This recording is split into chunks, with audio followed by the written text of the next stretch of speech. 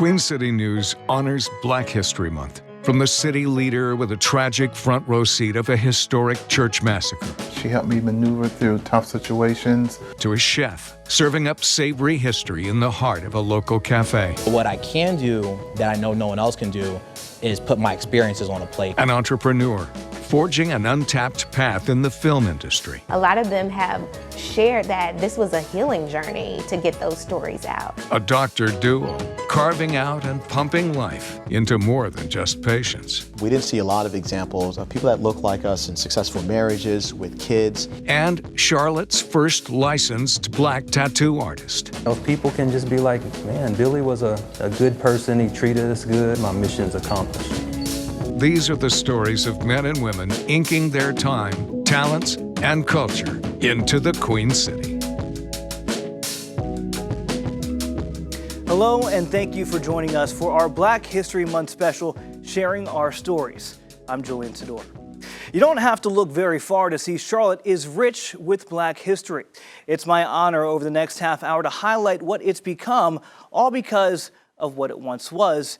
We begin with Colored Charlotte, a periodical published in 1915 on the 50th anniversary of the freedom of the Negro in Mecklenburg County. In its pages, the achievements of Black people and marching orders for what the next generation was to become: barrier breakers, property owners, and trailblazers. Which brings us to Charlotte chef Kyle Johnson. There was a time when Blacks were only given the undesirable cuts of meat or leftovers from their masters. But as Kyle explains, those leftovers have become an unspoken love language in the Black community. Hey Shay, can you grab gluten-free out the freezer for me?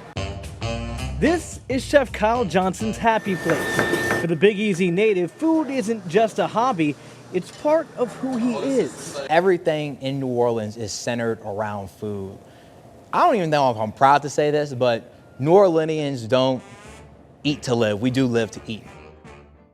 You should only have 33, right? Not even 30 years old, Johnson's already climbed the culinary ladder. He's an executive chef at Community Matters Cafe, rubs shoulders with greats like Emeril Lagasse, and he's even finished second in a statewide cooking competition, cementing him as one of the area's top chefs. But Johnson almost went down a different path. Originally, he wanted to go to the prestigious New Orleans Center for Creative Arts, or NOCCA for short, for music. I used to play the saxophone and piano a little bit, and so I went to an open house for the jazz program, and I realized I sucked. So instead, he applied and found himself in the newly created culinary program at NOCCA and under the tutelage of Dana Dianzi Tui, a mentor who would help a shy young boy come out of his shell. She really gave me, instilled that confidence that what I believe was there in me. And just to be able to be me unashamed about it. It's that same confidence that helped the Johnson & Wales alum realize that his story deserved to be told through his food. I've worked with a lot of people who've been at Michelin star restaurants and have worked in France and Spain and Brazil, all these places. And I look at that and I'm like, dang, I can't do that stuff. I haven't had that wide range of experience within food and cuisine. But what I can do that I know no one else can do is put my experiences on a plate. Say 2 Johnny cakes after this one. Things like his Johnny cake pay honor to his NOLA roots, a cornmeal pancake originally made by Native Americans and then slaves. His rice grits, a nod to the West Africans that brought the method of cooking broken rice or middlings to America. Both examples of modern cooking that were a part of his childhood that he's now seeing elevated in some of America's top kitchens. I'm like, that's nothing new. It's been my grandma was pickling collard green stems before most of these chefs were born. And I'm sure her grandmother and great grandmother were doing the same, if not more, because they couldn't afford to waste. It wasn't, a hot trend. It was out of necessity. Then there's one last component to the stories Johnson tells through his dishes.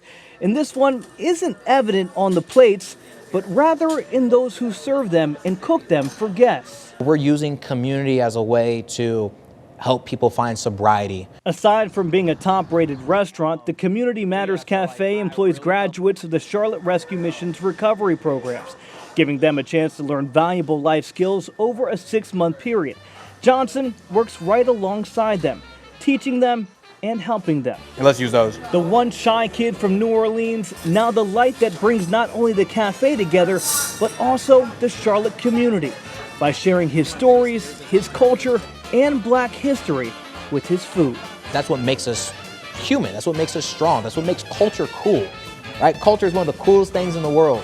Like the different, if everyone had the same culture and the same beliefs and the same look and everything, how boring would life be? From serving dreams in a kitchen to creating a path for a new generation of Black physicians, it was the very different upbringings of this husband and wife doctor duo that inspired them to break barriers in the medical field. In our next story, we introduce you to Dr. Theo Niami and Dr. Sandy Charles.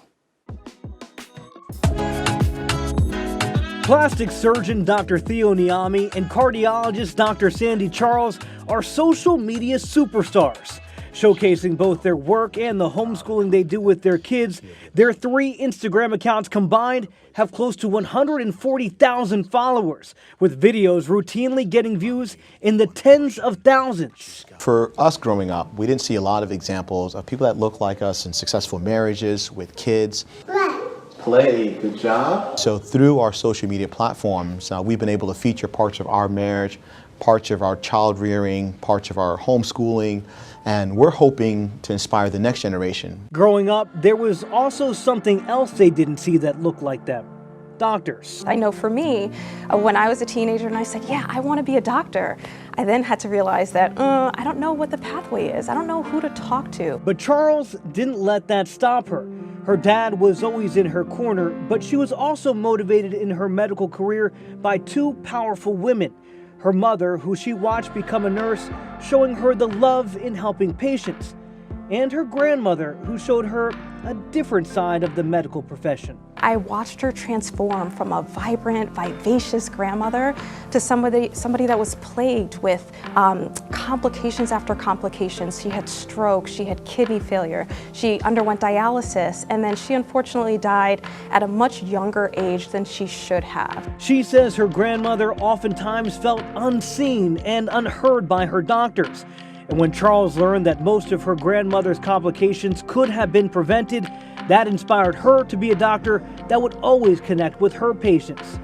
For Niami, one of his inspirations, as he tells it, came in part from where he was born, Ghana. I grew up in a small little village, no running water, no paved roads. And one of my earliest memories is actually a mom who died in childbirth. As Niami says, a lot of that happened because there was a lack of doctors there. So when he came to America and saw the power of medicine, that inspired him to want to learn the ability to cure. That and, well, a not so gentle push from his father. See, Niami's father and mother had come over to America and then brought him and his brother over later. And as he tells it, about a month or 2 after getting to New York, his dad sat them both down and told them 3 things. First, he wanted one of them to be a doctor, the other a lawyer. Second, if they didn't make good grades, he'd send them both back to West Africa and bring their cousins over instead. And third, they were to pick which Ivy League school they wanted to go to. So even at that young age, I told my dad I was going to Harvard. Something that a lot of people see as aspirational, for me was not even a question. Right? If I could come to the States and have this opportunity, there's no way I was going to give up that opportunity and not reach my full potential.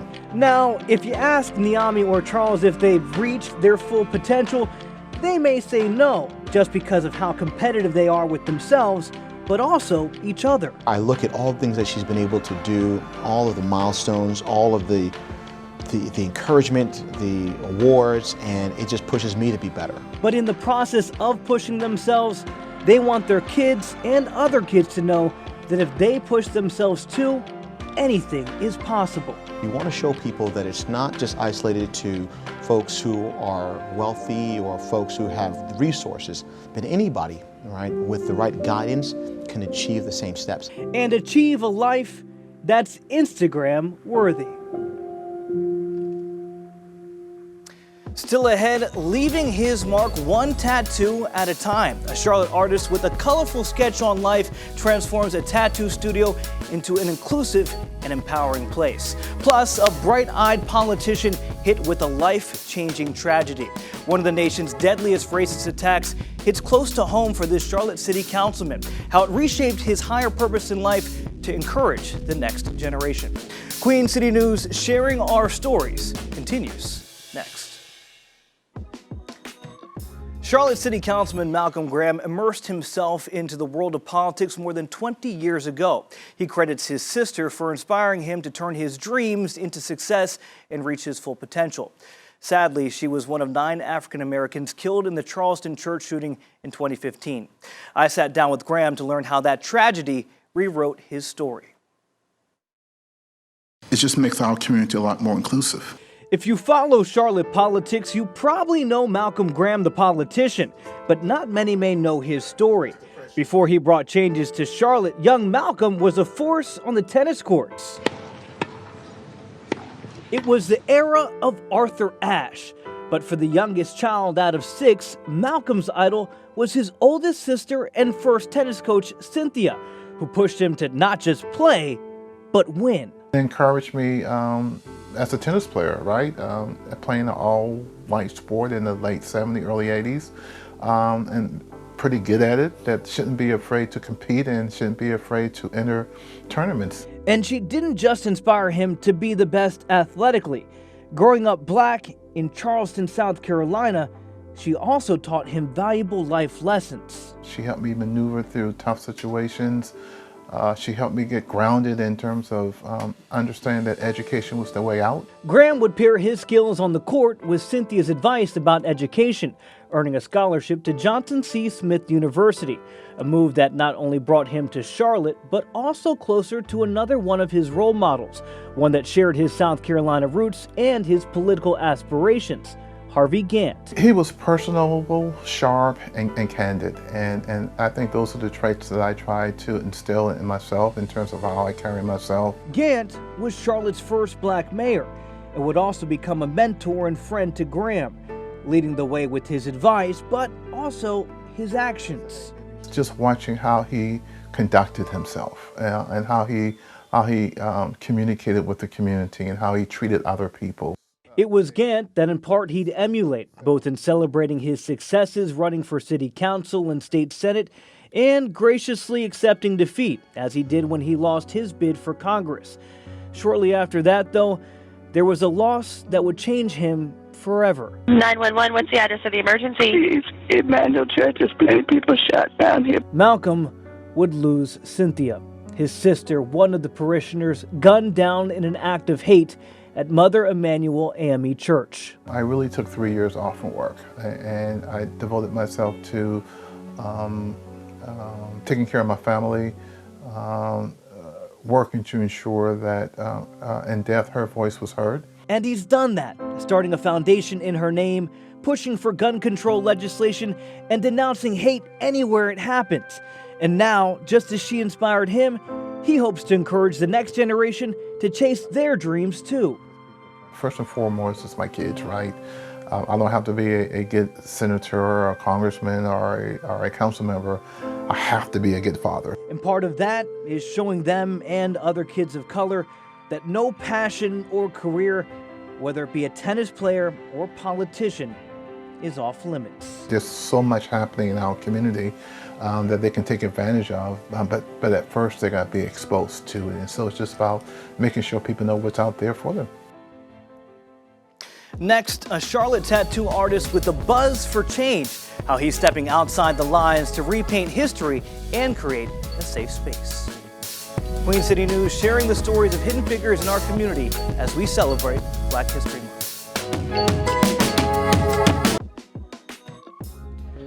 Welcome back. A new report released during Black History Month highlights the cities where black-owned businesses are most prominent. Charlotte ranks 7th in the nation with more than 2,400 black business owners in the city. Our next story is one of them, tattoo artist Billy Harris.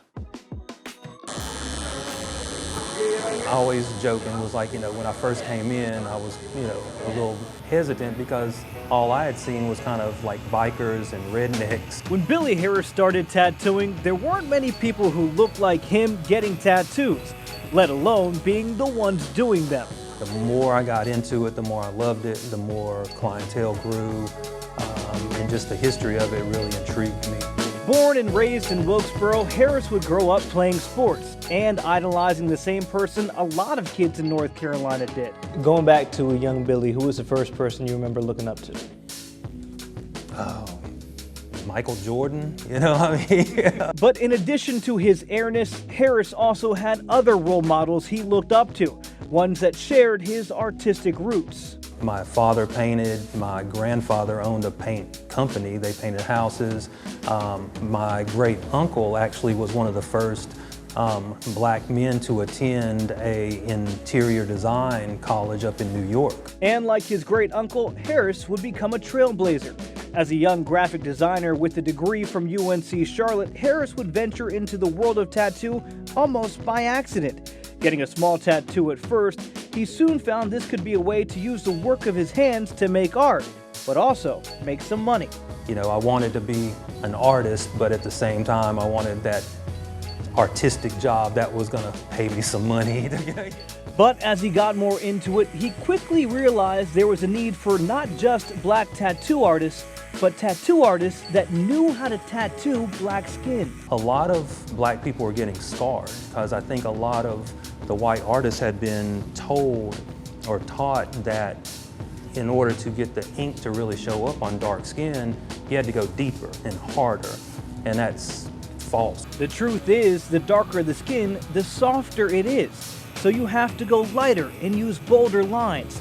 Noticing that need pushed Harris in the mid-90s to become the first fully apprenticed and licensed black tattoo artist in Charlotte. Did this shock you at all that 96, 97, you're the first one? Yeah, absolutely, absolutely.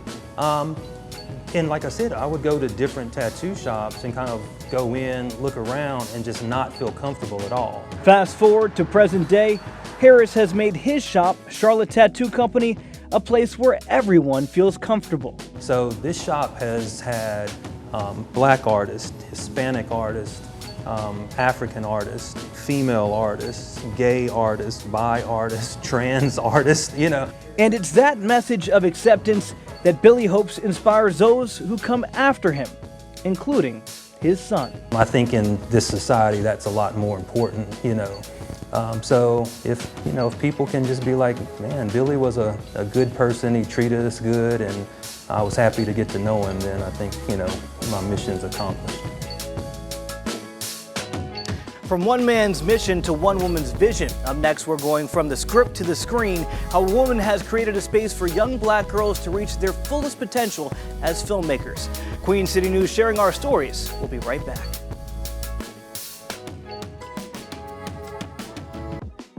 As we share these stories with you today, one woman has made it her mission to cultivate storytellers of the future. I had the pleasure of sitting down with Dr. Jamika Anderson, who is literally shifting the narrative. This is my Black Girls Film Camp chair. This was a gift that the camp gave me. If you go off of statistics, black girls rank dead last in literary proficiency among their female peers. But according to Dr. Jamika Anderson, the numbers are misleading. In actuality, she says black girls have extremely literate lives through other mediums like lyric writing, poetry, and digital storytelling. There's a quote that I really love that I always even tell my daughter, that it says, like, if you judge a fish on its ability to climb a tree, it will live its life thinking it's stupid. And so, because the fish is supposed to be in the water, but if no one ever takes them to the water, they don't know. Anderson wants to be someone who takes them to the water, and she does so in part through her Black Girls Film Camp, a program that gives 10 finalists from across the country the chance to make their own films over a 12-week virtual experience.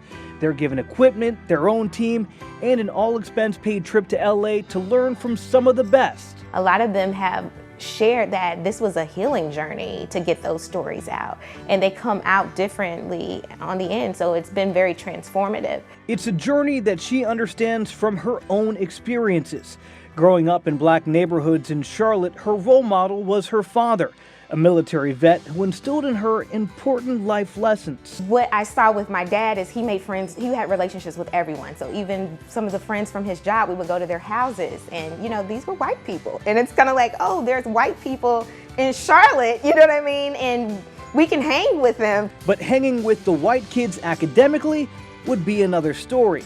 Anderson would test into the gifted program in 2nd grade, meaning a move to a predominantly white school where she'd soon find out the head start her white classmates had. Coming from a family where no one had a college degree, she remembers a science fair that she came to with a project done by herself. And I'm seeing these professional posters typed up and light bulbs and all kind of electric wiring and all. It was insane, and it just made me feel like mine looked horrible. As Anderson says, it would be a lesson in something she didn't quite understand at that young age. You start to see it later on, but when you're a child, you don't understand the systemic layers associated with it that's causing you to internalize some of the thoughts that you're having. And that's the main reason why now Anderson looks to not just inspire, but help the next generation of young black boys and girls, so they don't ever have to feel like she did. They can know early on that they're brilliant. They can have the support structure, the network, and people like me that can lean in, and other people that I've built my network to become that can continue to pour into the next generation of kids that look like us. In that way, no fish is ever judged on its ability to climb a tree. Instead, it's judged on its ability to swim. And before we roll on the credits on our film, we want to thank you for joining us and sharing our stories. We hope each of them gave you a glimpse of the rich black history in the Queen City. I'm Julian Sador, and from all of us here at Queen City News, happy Black History Month.